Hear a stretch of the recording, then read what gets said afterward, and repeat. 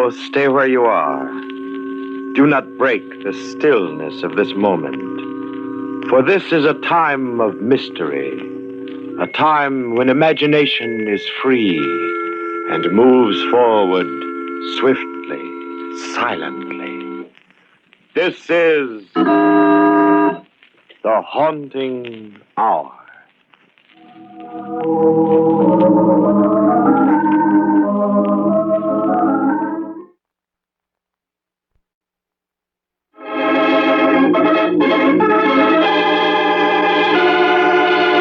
Bird of Death.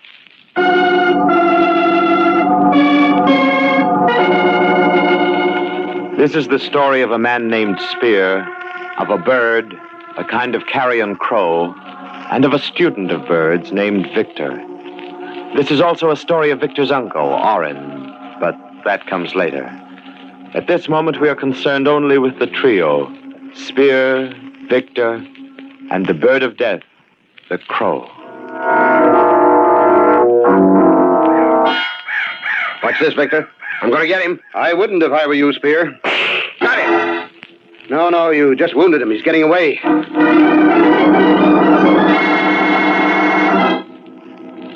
Why did you object to my shooting that bird? It's a member of the Corvus Coroni family, a kind of carrion crow. So what? Well, there's an old Indian tradition about those particular birds. A tradition, eh? Well, what is it? Not that I'm interested in those old superstitions. I would be if I were you, Spear. Why? Because, according to legend, it is the bird of death.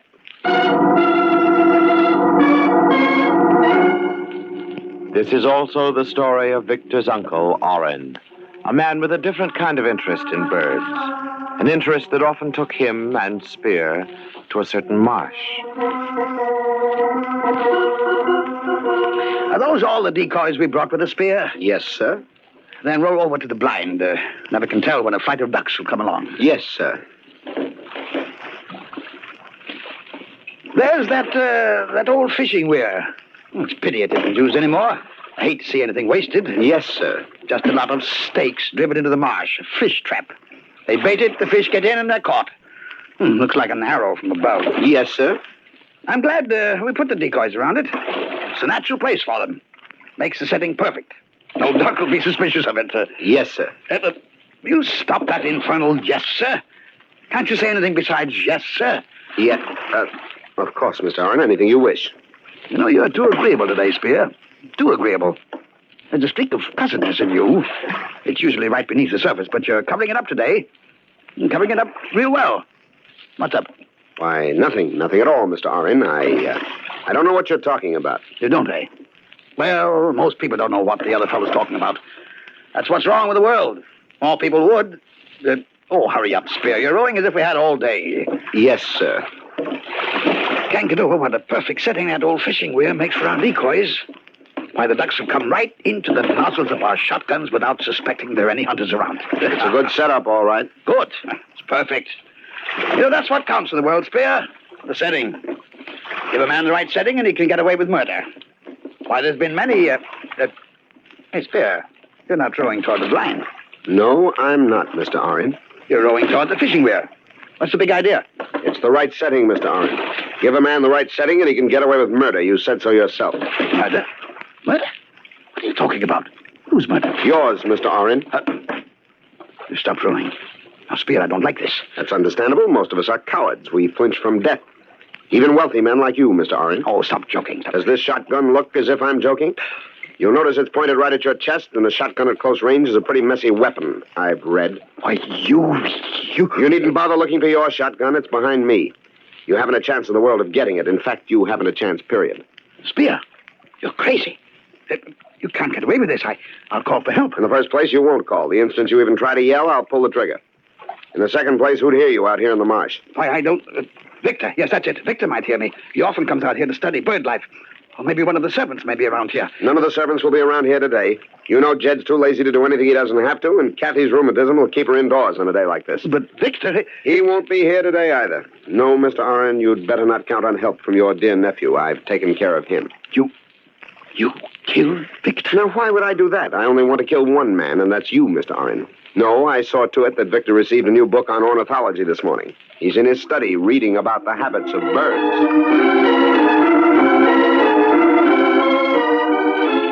The habits of birds. Birds that, according to scientists, were once reptiles. But according to science, man was also once a reptile. So the lives of the two, birds and men, may at times be interwoven. In his study, Victor muses. Birds are strange creatures. Jed, do you know that the Ardea Herodias... The what? The Ardea Herodias, the great blue heron. You mean like them that live round the marsh? Precisely. Well, the Ardea Herodias has one claw that's toothed. You don't say. I don't, but this book does. It says the middle toe is toothed. What's the bird want teeth in his middle toe for? I suppose to make it easier to hold on to the fish it catches. You've seen them catch fish, haven't you? Yeah, especially around the old fish trap in the marsh. I don't reckon I ever saw one of them lose a fish once he grabbed a hold of it. Precisely. Oh, say, I reckon there ain't much them book writers don't know. Wonder how they learn it. By observation, Jed. Oh, I tell you, this is a fine book. I just got it this morning. I don't know who sent it, but whoever did certainly knew what he was doing. It's a remarkable book. You ought to read it. Yeah, I ain't no hand at book reading. To think that a man like you or me, could learn so much about ornithology. About what, Mr. Victor? Ornithology, that's the scientific name for the study of bird life. Oh. And he learned it the right way, by watching birds in their native habitats. Yeah. The what? Where they live. What do you want to do that for? Because it's so interesting. It's fascinating. I think I'll go down to the marsh to watch the Ardea Herodias myself. Yes, that's what I'll do this very instant. I'm going to the marsh. Orin went to the marsh to kill birds.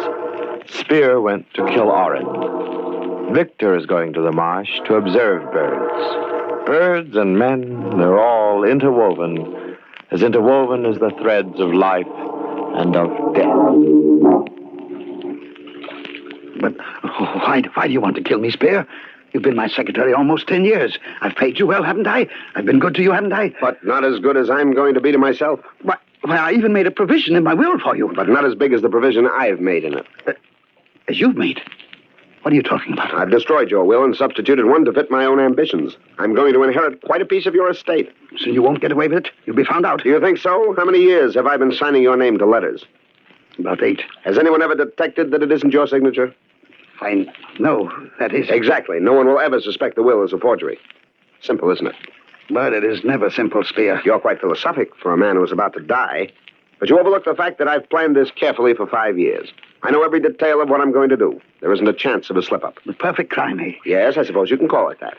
Everything will go just as I planned it, Mr. Orin. With your money, I'll be on Easy Street the rest of my life. I'm not dead yet. I'll take care of that in a moment, sir. There are easier ways of making money, Spear. I like this way better. Incidentally, that's where you're going to be buried, Mr. Orin. Over there at the fishing weir. Take a good look at it. Not every man gets a chance to see his future grave. No, not every man gets a chance to see his future grave. But every man has his own hopes of averting or at least delaying death. Other people may inadvertently help him. For instance, right now at Orin's house, Kathy, the housekeeper, is saying... Jed, where's Mr. Victor? In his study, I reckon. You reckon. Never seen such a man for not knowing nothing. Well, ain't he in his study? No, he ain't. But I'd be asking if he was there. No, I don't reckon you would. Oh, there you go, reckoning again. Can't you give a body a straight answer? What do you always want to be picking on me for, Kathy? I ain't no nursemaid to know where everybody's at all the time. Now, Jed, you keep a civil tongue in your head. Land of Goshen, you think a body said something outlandish to you. All I asked... All you asked was if I knowed where Mr. Victor is. And I said... Say, I just remembered. He said he was going out to the marsh to see... Just what I thought. He's going out to see if he can get a look at some of them wild birds he's so crazy about. Oh, I might have known it. That man will be the death of me yet. Well, what you carrying on like that for? Can a man go for a walk to the marsh without you raising a ruckus? Not without his Mackinaw on a raw day like this, he can't. Why, that poor boy will catch his death of cold. Goshen, I don't know what folks would do if I didn't look after him. Now, you get Mr. Victor's Mackinaw and take it to him right this minute. Oh, Kathy, if he didn't take it himself, maybe it's 'cause he don't want it. Jed, you do like I say. You take Mr. Victor's Mackinaw to him right this minute. If he had my rheumatism, he'd know better than leaving it behind. But how am I going to know where he's at? You just said yourself he was going to the marsh. Well, you go there, too. Keep looking till you find him. Oh, all right. Don't get het up about it. I reckon all I do around here is go traipsing around following you.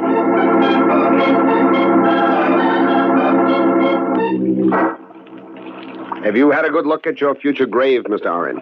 You're going to be in it soon. I'm going to kill you with your own shotgun. It'll be the culmination of 5 years of careful planning. Oh, you ungrateful wretch. I ought to... You ought to keep quiet and listen to me. And don't make any suspicious moves. I've got an itchy trigger finger, and I don't want anything to happen to you until I'm absolutely ready. Spear, I'm telling you again. You're telling me again that I can't get away with it. Well, you're wrong, Mr. Oren. You're not dealing with stocks and bonds now. You're dealing with human life. Your life. All right, Spear. You win. I'll make a deal with you. What kind of a deal? I'll pay you as much money as you want. If only you won't kill me. Do you understand what I'm saying? I'll make you rich. You'll double-cross me, that's what you'll do. No, honestly. Honestly, that's a laugh. What an awful sap you must think I am. Why, you turn me over to the police so fast it would make my head swim. But it's your head that's going to swim underwater. No, Spear, please. I'm going to shoot you, then I'm going to tie you to the bottom of one of the stakes of the fishing weir. You'll be fastened so securely you'll be there forever. No one will ever find you there. Spear, listen to me. I'll do anything you say, anything. Only don't kill me. You're stalling for time, Mr. Oren, but it won't do you any good. Listen to me. You know nothing you say will keep me from carrying out my plans. I'll sign my property over to you. I'll make it legal. You'll be rich. Now think it over. I have thought it over. For 5 years. That's a long time, Mr. Oren.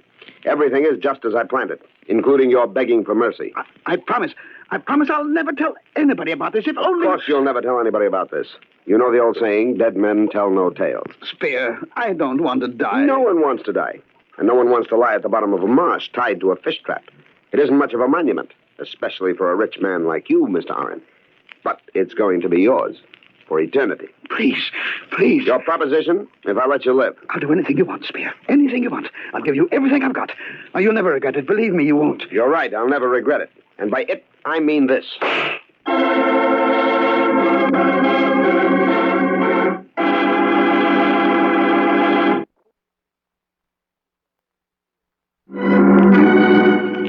This is the story of Spear and a gun which he fired twice. The first time at a crow which he did not kill but merely crippled.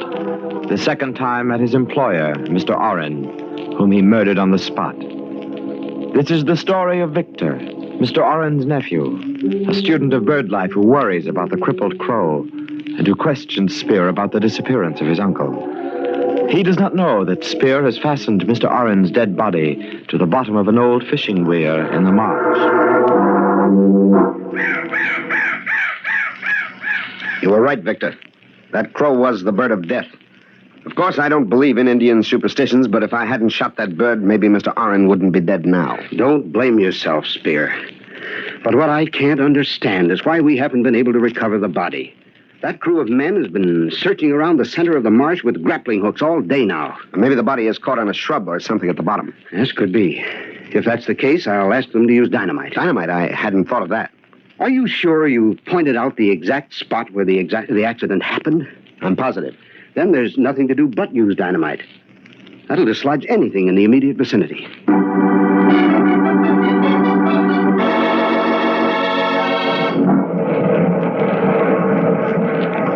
Been using dynamite and still no sign of Uncle's body. I'm just as sorry about that as you are, but as I said before, it's probably wedged between some shrubs or rocks down at the bottom.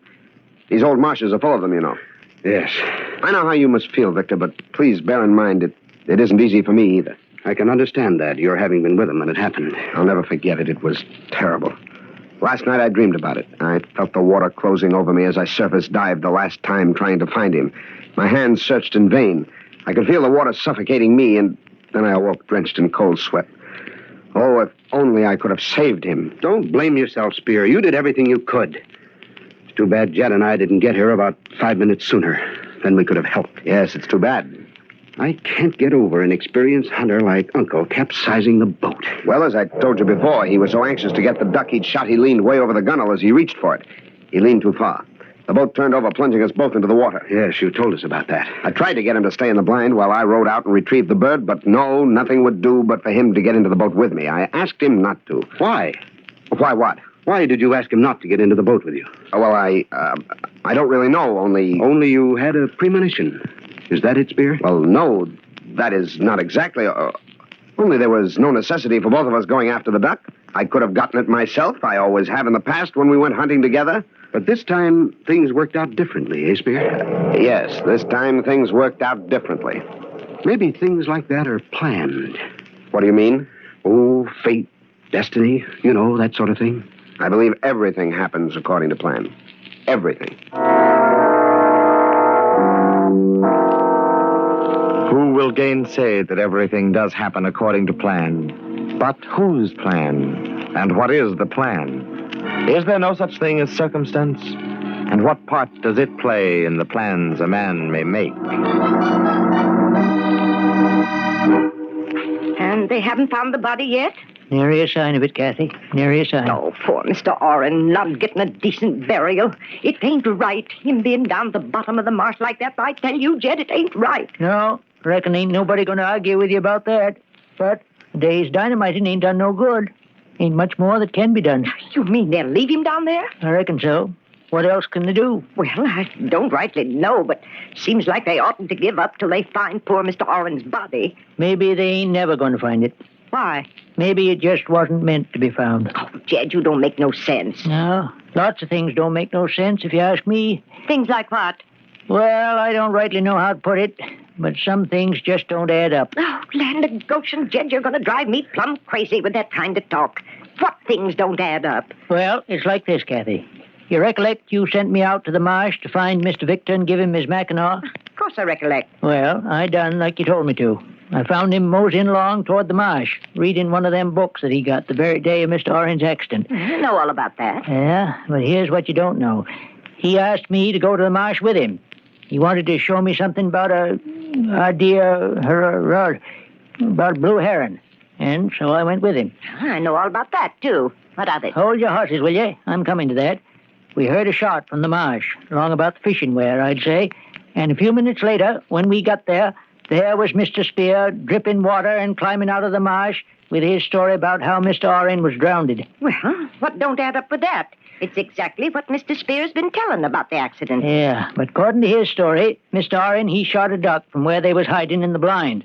The duck fell in the middle of the marsh, and he and Mr. Spear, they got in the boat and rowed out to get the dead bird. That's right. Mr. Oren leans out to pick the duck out of the water, and the boat turns over, drowning him, even though Mr. Spear, according to his story, done everything he could to save Mr. Oren.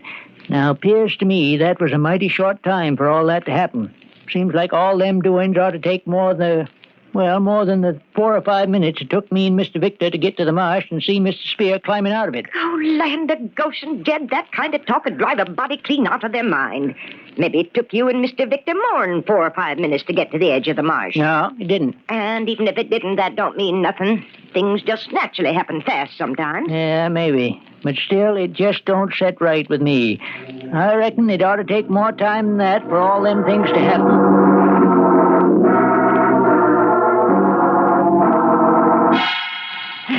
So they stopped dynamiting her. Yeah, Kathy, Mr. Victor finally give it up. Said there wasn't no use keeping it up forever. Oh, that means poor Mr. Oren will be down there at the bottom of the marsh till doomsday. I reckon so. I still say the whole thing don't add up just right. Oh, now don't start that again, Jed. Body just can't stand being around you when you carry on with such crazy talk. I just can't help feeling Oh, that... land of Goshen. You make even my rheumatism worse with that kind of talk. All right, then I'll keep quiet about it. But I still say... There you go again. All right. Don't get yourself het up. You and your crazy talk. You haven't told Mr. Victor any of it, have you? No. Well, don't. He's got enough on his mind right now as is. I won't say nary word about it to him. Promise? Yes, I promise. That's better. By the way, where is Mr. Victor now? I reckon he and Mr. Spears over at the lawyer's for the reading of the will. Looks like they could have waited a spell before they went into that. Mr. Spears said they might as well get over with. Guess he's right. Oh, I get all fussed up inside thinking of poor Mr. Oren resting down the butt. Jed, where you going? I think I'll just mosey on over to the marsh for a spell. I just can't get it through my head why the whole thing don't add up.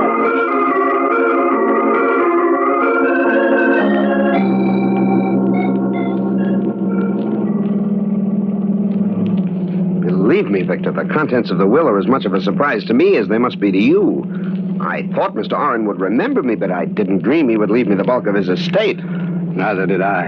I'm sorry if it upsets your plans in any way. My plans? Looks as though Uncle didn't think much of them. Then he knew about them? He knew I wanted to devote my life to ornithology. He gave me the impression he approved of it. He must have changed his mind. Evidently, but it doesn't change mine. I'm going to be an ornithologist. I played around with it before as a hobby, but I'm in dead earnest now. I'm going to start right away. In fact, right now. Now? Yes. Spear, I'm going to begin with the birds I've observed closely the last few days. But, Victor, you were at the marsh the last few days. Precisely. And there were birds there, birds I want to see again. Spear, drive as close to the marsh as you can, then we'll walk the rest of the way. If you don't mind my saying so, it sounds rather silly to me. Do you mind doing what I ask? No, I don't mind. Why should I? I don't know. But then there are other things I don't know. Things I intend to find out about. You have a gun? A what? A gun. What's the matter? Don't you understand English? Look, Victor, I can understand your being upset about the will. Well, have you got a gun or haven't you? There's a double-barrel shotgun in the back of the car. That's perfect for what I want.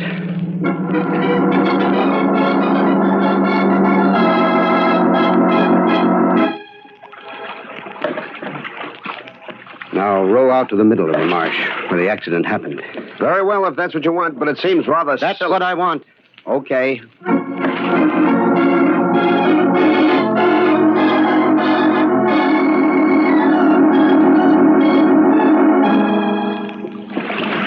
Well, here we are.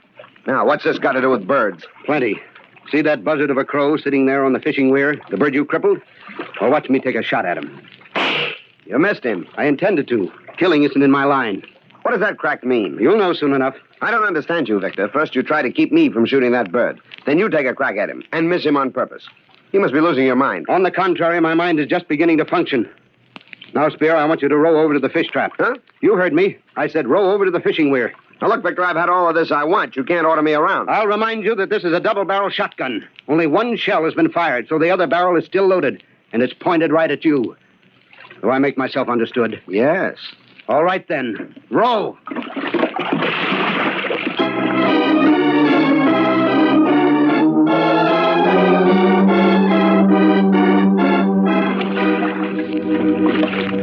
Edge of the boat over a little, Spear. Right against the stake that crow is sitting on. Why, it's back. Yes, it's back. Back on the same stake it's been sitting on for 3 days now. It just sits there and stares hungrily straight down into the water. Oh, what of it? That bird is a scavenger, Spear. It isn't here to catch fish like the other birds. It's only interested in carrion. All right, so it's interested in carrion. What's that to me? You're interested in carrion too, Spear, but in a different way. You're crazy. You don't know what you're saying. Prove it. Let's investigate that stake, the one the bird was perched on. No. No, let's go back to the house. You're afraid because my uncle's corpse is at the other end of it, Spear. No, of course not. It's because... Well, you give me that. No. I've got the gun. All right, your uncle's down there at the bottom of the fish trap. I killed him just as I'm going to kill you right... I got him just in time, Mr. Victor. I heard what he said. I was there in the duck blind. I'm sure glad I had my rifle with me. I told him that Corvus Coroni was the bird of death.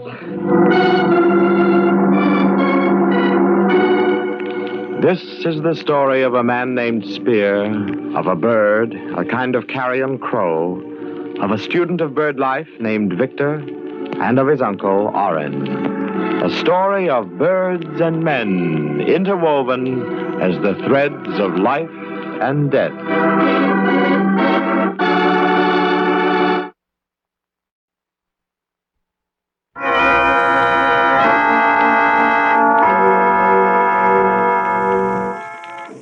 From shadows and stillness, mystery weaves a spell of strangest fascination, charging the mind with doubts and fears. For mystery is a strange companion, a living memory in the haunting hour.